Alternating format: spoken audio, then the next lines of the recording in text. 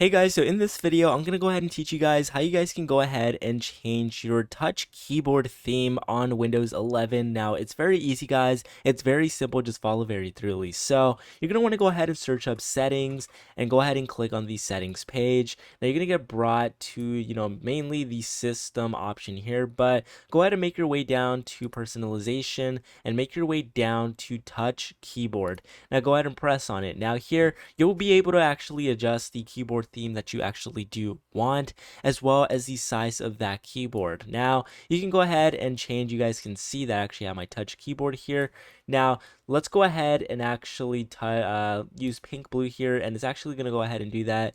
Now let's say we want the tangerine tides. It's gonna go ahead and change that as well, guys, and it's pretty much gonna go ahead and change the theme of your touch keyboard. So there's a few themes you can actually pick from here. I believe you can actually upload yours as well. You can actually change the colors here, or you can actually just choose another color, but that's how you go ahead and change the theme of your touch keyboard. It is very easy to do, guys. It's very simple. But with that being said, make sure you guys leave a like in the video, subscribe to the channel, and I'll go ahead and see you guys until next time.